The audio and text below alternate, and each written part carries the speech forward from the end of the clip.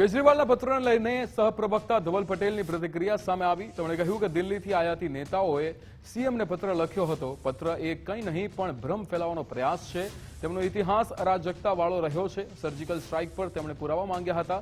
Urban નક્સલોને સાથે રાખનારા લોકો છે। પોલિટિકલ સ્ટન્ટમાં એ માહિર છે તેવું નિવેદન આપ્યું। જાણો છો કે થોડા દિવસ પહેલા દિલ્હીથી આવેલા આયાતી નેતા બહરૂપિયા નેતાએ આપણા ગુજરાતના મુખ્યમંત્રી ભૂપેન્દ્ર પટેલ સાહેબને એક પત્ર લખ્યો અને પૂરો ભ્રમ ફેલાવવાનો એમણે એક કાવતરું અને નિષ્ફળ પ્રયાસ કર્યો। આ પત્ર બીજું કંઈ નહીં પણ જે હમણાં સ્થાનિક સ્વરાજ્યની ચૂંટણી આવી છે એમાં પૂરા ગુજરાતની જનતાને ગેરમાર્ગે દોરવાનો પૂરી રીતે પ્રયાસ કરે છે।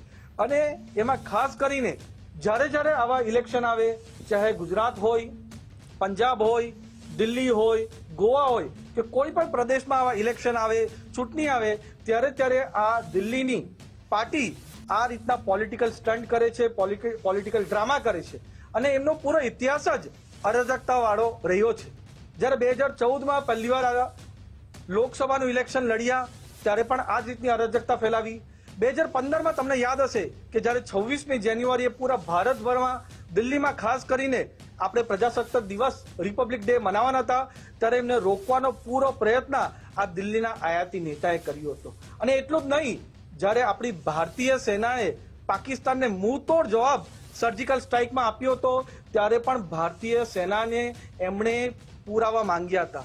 એ એમની ભારત દેશ વિરોધી અને સેના વિરોધી એમની જે માનસિકતા છે એ પણ દર્શાવે છે। અને એની સાથે જ જે ભારત દેશમાં અર્બન નક્સલ છે, ચાહે ઉમર ખાલિદ હોય, શારજીલ ઇમામ હોય, એવા બધા જ અર્બન નક્સલ કરવાનું, પ્રોટેક્શન કરવાનું કામ પણ આ અરાજકતાવાળી પાર્ટી કરી રહી છે। અને જ્યારે જ્યારે ચૂંટણી આવે ત્યારે કે એમના જ કાર્યકર્તા ચાહે એમની પર શાહી ફેંકે, જૂતા ફેંકે અને એમના જ કાર્યકર્તા, એમના જે પ્રમુખ લીડર છે એમને પર ઝાપડ મારે અને પછી એવો પુરાવો થાય છે કે આ જે કાર્યકર્તા છે એ આમ આદમી પાર્ટીના જ છે। એ રીતે આ રીતે પૂરો વિક્ટિમ કાર્ડ રમવાનો એ દરેક ચૂંટણીના પહેલા આ રીતે પોલિટિકલ સ્ટન્ટ કરવામાં એ પૂરી રીતે માહિર છે। અને આ ગુજરાત માટે પણ નવું નથી, આપણે દિલ્હીમાં તો જોયું જ છે, પંજાબમાં પણ જોયું છે, પણ ખાસ કરીને ગુજરાતની જનતાએ 2014નું ઇલેક્શન હોય કે 2022નું ઇલેક્શન હોય આ જ રીતે પૂરું નોટંકી કાર્ડ, વિક્ટિમ કાર્ડ, સહાનુભૂતિ લેવા માટે દરેક આવા જાતના ગતકડા એમણે કર્યા જ છે। ભાજપ સહપ્રવક્તા ધવલ પટેલના આપ પર પ્રહાર, તેમનો ઇતિહાસ ગુનાહિત રહ્યો છે તેવું નિવેદન ધવલ પટેલે આપ્યું।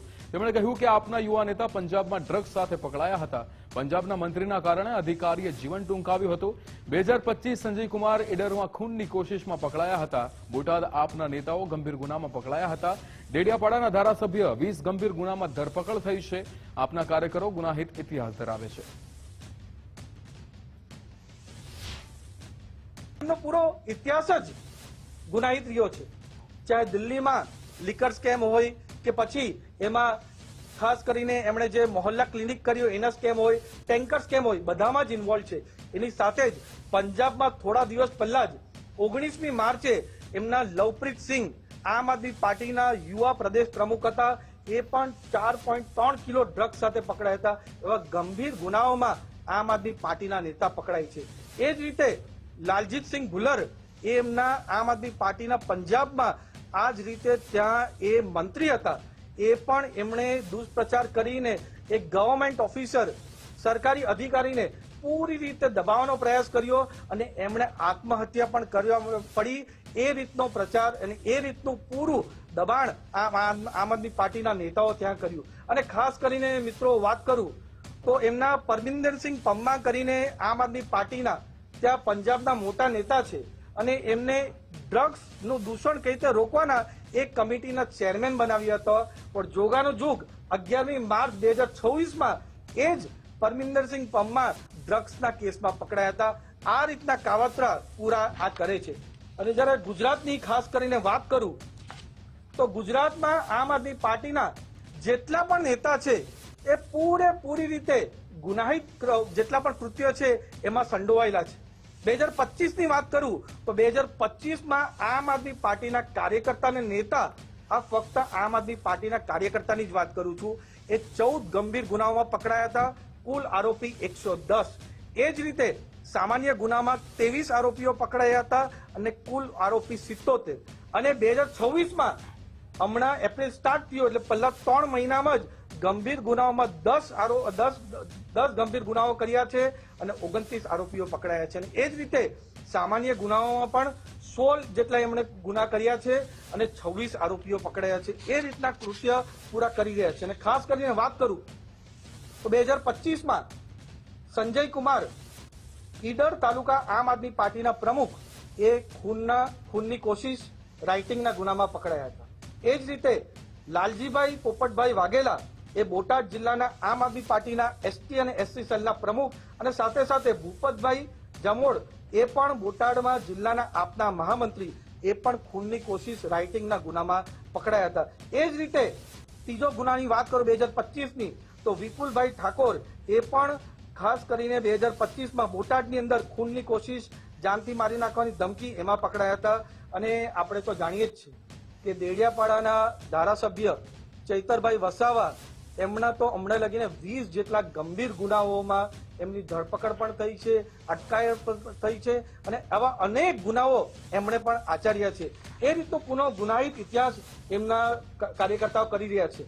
અને ખાસ કરીને હરીશ સાવલિયા આમ આદમી પાર્ટીના જૂનાગઢના પ્રમુખ એ તો રિપીટેડ ઓફેન્ડર છે, વારંવાર ગુનાઓ કરવામાં માહિર છે. ત્યારે 27 ડિસેમ્બર 2025ના રોજ એમણે ત્યાં મારામારીનો ગુનો કર્યો હતો. જે ફરિયાદીની પત્ની છે એમને છેડતી કરી હતા અને તરત 3 દિવસ પછી જ એમણે પાછું મારામારી અને આ જ રીતની ઘટના 30મી ડિસેમ્બર 2025ના રોજ કરી હતી.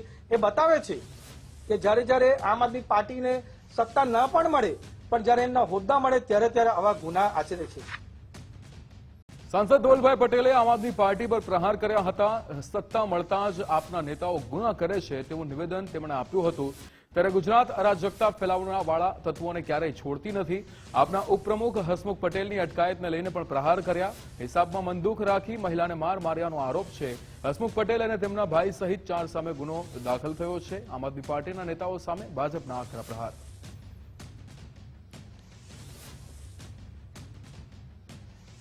હમણાં તાજેતર કેસની વાત કરું તો હસમુખ પટેલ એ ગુજરાતના આમ આદમી પાર્ટીના ઉપપ્રમુખ છે, પ્રદેશના ઉપાધ્યક્ષ છે.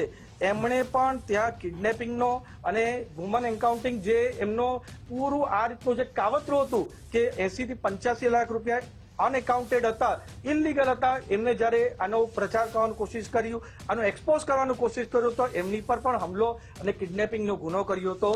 અને આ જે પૂરો ઇતિહાસ કીધો, ચાહે દિલ્હી હોય, પંજાબ હોય, ગુજરાત હોય આમ આદમી પાર્ટીના, અને જે રીતે હમણાં આમ આદમી પાર્ટીના કાર્યકર્તા બહારથી આવ્યા છે અને ગુજરાતમાં પણ આ જ રીતના ગુનાઓ આચરી રહ્યા છે.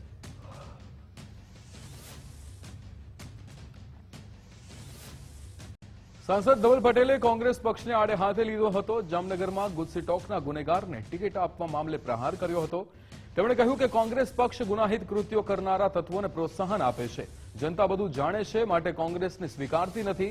ગુજરાતની જનતાને ભાજપ પર અતૂટ વિશ્વાસ છે. ગુનેગારોને ટિકિટ આપવાના મુદ્દે ભાજપના કોંગ્રેસ પર પ્રહાર.